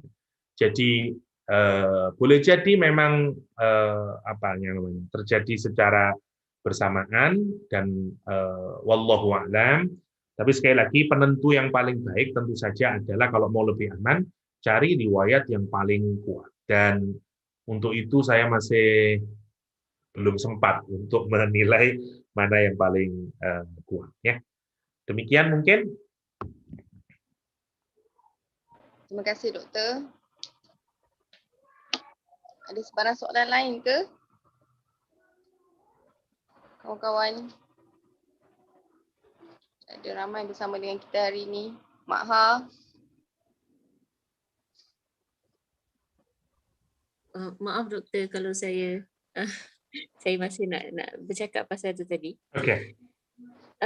Tak ada bukankah ini satu yang agak bahaya bila asbabun nuzul tu dibincangkan daripada pelbagai perspektif, bukankah dia nanti akan mengubah maksud Quran itu? Adakah itu sangat bahaya dalam disiplin ilmunya? Apakah pembicaraan tentang asbabun nuzul itu dari pelbagai perspektif itu sangat bahaya. Saya tak macam doktor bagi tadi, macam keadaan politik orang lihat daripada pelbagai perspektif tu, saya rasa macam okey, sebab itulah banyak pendapat-pendapat yang kita memang kena be careful with. Tapi bila kita bercakap tentang Quran yang memang kita kata Allah jaga Quran itu, Quran itu dijaga oleh Allah Subhanahu Wa Taala. Jadi bila ada perspektif-perspektif yang berbeza-beza ini, terutama tentang ayat Quran itu. Oke. I get your point. Oke, maksudnya begini ya. Asbab nuzul itu adalah salah satu tool untuk memudahkan kita memahami konteks ayat dan memahami mau kemana ayat ini. Oke. Dan ayat itu harus dilepaskan dari asbab nuzul untuk kita mengambil ibrohnya. Ada prinsip yang besar yang harus kita ambil dulu, bahwa asbab nuzul itu tidak mengikat maksud ayat. Jadi yang disepakati oleh para ulama adalah al-ibrah bi'umumil lafzi la bi khususis sabab. Cara kita mengambil makna Al-Qur'an ya, itu harus dari teksnya, bukan dari konteks yang spesifik terjadi. Karena konteks spesifik itu hanya digunakan untuk membantu kemana sih sebenarnya arahnya Al-Quran itu. Maksudnya nanti saya tunjukin kenapa kok saya seakan-akan kok empat-empatnya kenapa kok dipakai semuanya ya. Maunya kemana ini gitu. Karena saya sebenarnya sedang menerapkan prinsip ini gitu maksudnya. Jadi ini kan ada ayat kalau kita baca sebenarnya harus bermakna general. Meskipun case-nya misalnya entah pada orang Yahudi atau orang Nasrani. Jangan membaca ayat Al-Quran seperti kita membaca sejarah, oh ini tentang orang Nasrani Najran, berarti bukan tentang kita. Oh ini berarti bukan itu poinnya. Ya. Misalnya ketika Al-Quran menyatakan, sesungguhnya orang yang diberi oleh Allah, ya bagian dari kitab suci. Quran tidak menunjukkan apakah itu orang Yahudi, apakah itu orang Nasrani. Yang jadi perbedaan di lapangan adalah riwayat yang sampai kepada kita. Ada riwayat yang menyatakan itu orang Nasrani, Najran, ada riwayat yang menyatakan itu orang jamaah orang Yahudi waktu Nabi ke madrasahnya, ada menyatakan Nabi ketika bertemu dengan orang.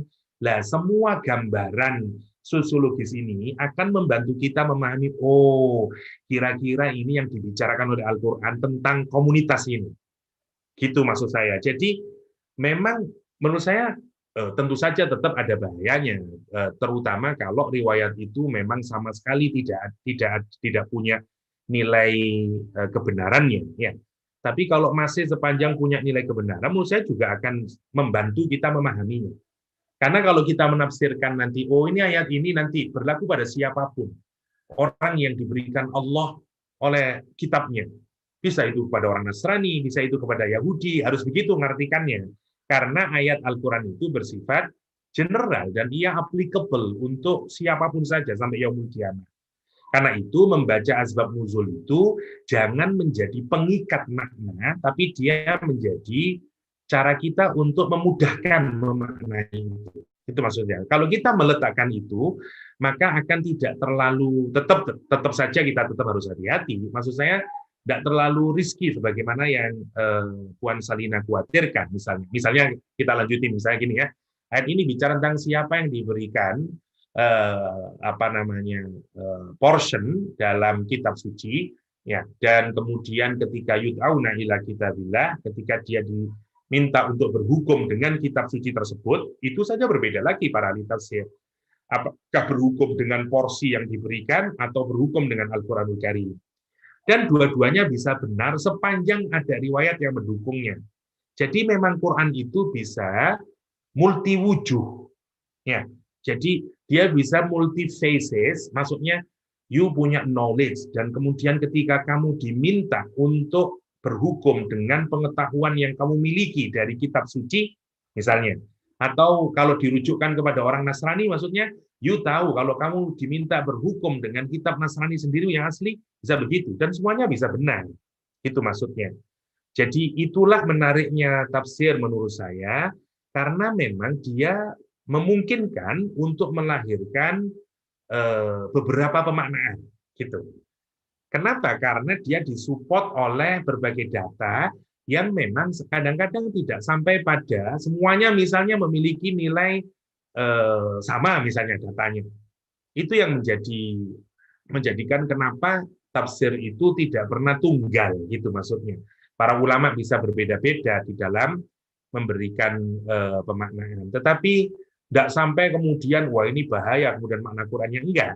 Karena kita sudah dikasih pedoman awal bahwa kita mengambil ibrah dari teks, dari general text, bukan dari specific cases yang ada di dalam asbabun nuzul. Karena itu asbabun nuzul hanya untuk membuat kita menjadi mengerti konteksnya, kira-kira begitulah. Oh ini ayat ini konteksnya begitu. Lah, tentang kalau mau diteliti benar, kalau mau lebih spesifik kepada Nabi, ya tentu saja sebenarnya yang paling ini kuat ini yang ini tentang perzinaan sebenarnya ayat ini. It's okay, tapi kan sama dengan kualitas hadis. Ya, ada yang sahih, ada yang dhaif. Tetap saja riwayat-riwayat itu kenapa kalau mau simpel kan gini, pikiran kita kalau mau simpel buang aja lah riwayat-riwayat yang nggak kuat-kuat itu. Misalnya pakai saja asbab nuzul cuma satu aja lah, ya nggak bingung. Enggak, karena yang lain pun juga punya nilai kebenaran, itu masalahnya. Nah, jadi orang seperti Ibnul Qayyim yang menulis tafsir itu bukan tidak tahu itu kenapa dia menempatkan ada 4 tentang asbab nuzul berkenaan dengan ayat itu. Bukankah kita bisa menyalahkan Ibnul Qayyim kalau cara berpikir kita sederhana? Lah iya, kenapa kok dikasih 4? Satu aja lah, bikin kita bingung aja, misalnya. Nah, poinnya bukan di sana, karena poinnya satu, yang harus kita lakukan kalau memang kita mau ada keseriusan, tentu saja memang dari 4 itu katakanlah kita cari mana yang paling kuat. Ya, satu, kalau memang ketemu yang paling kuat dan bisa menegasikan yang lain, good. Tapi masalahnya kalau tidak ketemu untuk menegasikan yang lain, masing-masing katakanlah punya nilai tingkatan validitas yang masing-masing katakanlah 70, 60, 50, kita tetap tidak bisa menghilangkan semuanya. Dan karena itu ulama kita menurut saya sudah amazing datang come up dengan teori ngambil ibrah dari general text bukan dari specific cases. Maksudnya itu. Cara kita memperlakukan asbab nuzul. Kira-kira begitu. Semoga saya bisa difahami. Kalau tidak nanti memang ini sebenarnya kajian ulumul Quran lebih tepatnya bagaimana kita memperlakukan asbab nuzul dan ngambil ibrah. Kira-kira demikian. Okey ke Kak Salina?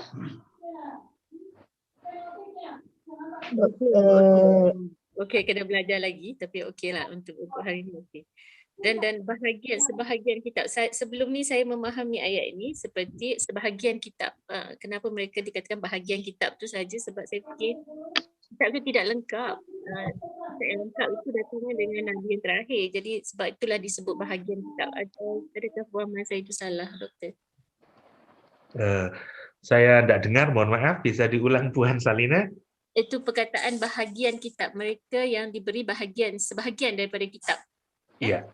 Okey, tadi doktor dah bahaskan dengan detail juga. Cuma saya faham ayat ini sebelum itu ialah bahagian itu maksudnya kitab yang lengkap itu adalah Quran. Jadi yang datang sebelum itu adalah sebahagian saja.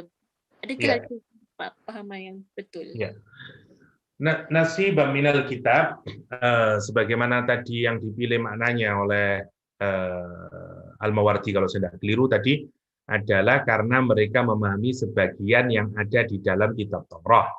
Ya, karena yang utuh sudah tidak ada dan segala macamnya. Tapi saya lupa baca di tafsir apa, ada juga yang menyatakan ayat ini juga sebenarnya ingin menjelaskan kita ini juga tidak pernah bisa mendapatkan pemahaman yang benar-benar 100% dari kitab suci yang diturunkan oleh Allah. Kecuali mungkin Nabi Muhammad SAW. Itu implikasinya. Ya. implikasinya buat kita. Ya, nanti saya coba cari penjelasan yang mungkin jauh lebih bagus. Saya coba cari bagaimana kalau kita mendapati berbagai macam asbab dan bagaimana kita menariknya. Saya janji, semoga saya tidak janjilah, semoga saya tidak lupa. Insya Allah di pertemuan mendatang kita akan start dulu dari membicarakan hal tersebut, sehingga kita punya cara pandang yang sama di dalam memperlakukan asbab nuzul, ya, di dalam melakukan asbab nuzul. Saya mohon maaf kalau belum bisa menyertakan tahqiqnya, tapi sekali lagi prinsip yang harus kita pegang adalah bahwa tafsir itu harus kita kembalikan kepada makna teksnya, tidak kepada spesifik case yang terjadi.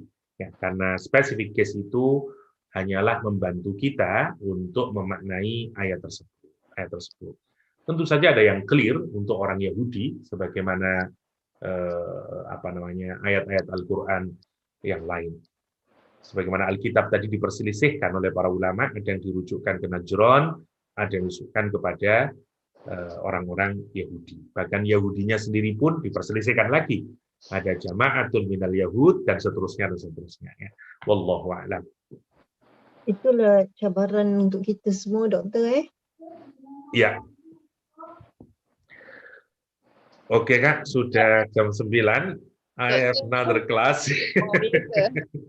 So, ada soalan di ruangan chat. Oke, satu ya. Oke, apa ini? Perkataan ulaika digunakan untuk orang baik juga ya, seperti setelah iya. Jadi kadang-kadang fungsi kata di dalam bahasa Arab itu bisa mendua. Kadang digunakan untuk membaikkan, kadang untuk menjelekkan. Kadang-kadang. Jangan seperti syaroril ba'id, kadang digunakan untuk mengagungkan satu sisi. Karena distancing itu bisa bermakna dua. Ya. Kalau kita membuat jarak, itu bisa bermakna menjauhkan, tapi juga meninggikan dalam satu sisi. Ya, karena itu misalnya untuk zalikal kitab misalnya, itu memang menjauhkan, tapi zalika di situ maknanya bukan berarti kitabnya itu dijauhkan, enggak, tapi ini litakzim fungsinya. Jadi kadang-kadang isyarah jauh itu juga fungsinya litakzim. Loh Ustaz, terus gimana kita milihnya? Ini makna baik atau makna buruk? Caranya bagaimana? Lihat siyakul kalam, lihat susunan kalamnya. Ya, itu yang memang kita harus kadang-kadang memang bahasa Arab itu seringkali bermakna mendua, dan kita harus melihat dari susunan kata dan seterusnya sehingga kita bisa memilih, oh ini yang dimaksudkan adalah untuk menunjukkan makna jauh dari Tuhan, yang ini untuk menunjukkan makna pengagungan misalnya. Banyak sekali ulaika juga dipakai untuk orang beriman, ulaikal ladzina amanu dan seterusnya. Tapi ditunjukkan untuk litakdim. Sama juga dengan isim nakirah yang tadi sebenarnya saya mau jelaskan tadi, tapi tidak perlulah. Ya, kadang litakdim, kadang bukan. Lagi-lagi untuk melihatnya adalah lihat dari siyaknya. Nah, tanya bagaimana harus kita menyikapi perbedaan dan perbezaan pandangan, khususnya yang lebih cenderung kepada perselisihan sama Islam. Bagaimana menjauhi dalam surat Muzammil ayat 10, kita tidak bahas Muzammil, boleh diamalkan agar menjadi ibadah dan kepada golongan kepada golongan yang bagaimana. Kalau sesama Islam, bagaimana kita menimbang perkara ini supaya tidak musuhi tetapi berbeda pandangan pendirian. Oke, prinsipnya seperti kemarin ya, kalau kita ini diberikan oleh Allah punya ilmu, mulai harus hati-hati, jadi gini, mulai semakin kita belajar, biasanya kita mulai sudah memutuskan mana yang benar, mana yang salah. Sebelumnya kita tidak punya kemampuan untuk memilih. Dan biasanya itu dibarengi dengan konflik biasanya. Karena mungkin ada perbedaan pandangan dan seterusnya. Caranya sebagaimana kemarin, satu, ingat tujuan ilmu adalah taslim. Tujuan ilmu adalah merubah pribadi kita menjadi pribadi yang lebih baik. Dan itu prinsipnya ilmu harus melahirkan akhlak. Ya, jadi kalau kita punya ilmu tapi justru tidak melahirkan akhlak yang baik, itu yang harus dipertanyakan. Dan yang paling terakhir yang harus kita pegang selain harus taslim kepada Allah adalah wa fauqa kullu dzi ilmin alim, dan di atas orang yang punya ilmu ada yang lebih alim lagi. Karena itu berusaha tetap untuk humble, boleh jadi pendapat kita itu benar, tapi boleh jadi pendapat orang lain juga mengandungi kebenaran.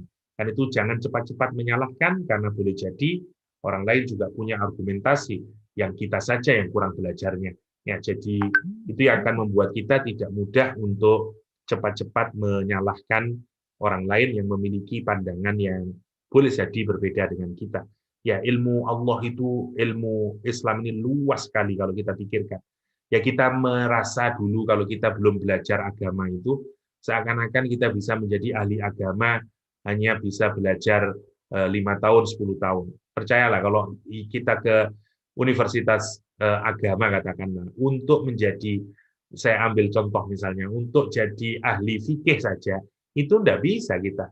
Ahli fikih Syafi'i saja itu sudah membutuhkan waktu seumur hidup itu. Jadi kalau benar-benar expert, karena nanti fikih pun dibedain lagi. You mau expert di fikih Syafi'i atau expert di fikih Hambali atau karena dia sudah menjadi sama lah, ilmu itu makin terspesialisasi, termasuk dari Quran, termasuk dari hadis dan seterusnya dan seterusnya. Jadi memang hari ini kita membutuhkan sekian banyak otak genialnya anak-anak Muslim untuk menguasai agama ini. Kita tidak bisa lagi serahkan pada satu orang. Saya kok rasanya pesimis ada satu orang yang bisa menguasai sekian banyak. Enggak, susah sekali. Meskipun masih ada 1-2 orang sekarang yang mengagumkannya.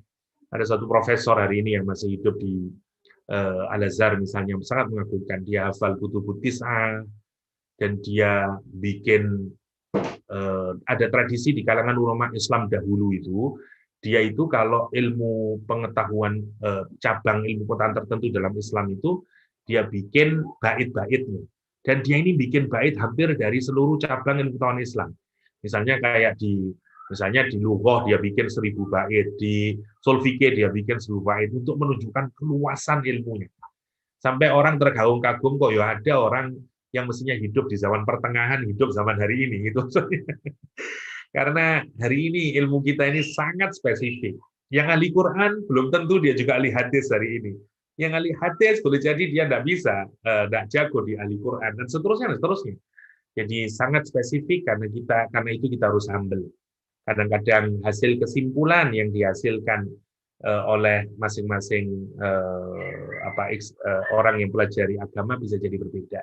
Ini saran saya adalah bahwa kita juga harus punya kontribusi terhadap agama ini, karena makin sedikitnya ulama yang alim, semakin mendekati zaman akhir, karena orang-orang yang alim itu sudah banyak yang meninggal. Pertanyaannya sekarang adalah, siapa yang mau mengkaji Islam secara serius? Kenapa? Karena tidak banyak sudah. Dan kalau orang yang mempelajari, yang membawa Islam itu sudah makin tidak capable, makin carut-marut agama ini. Karena itu kalau kita memiliki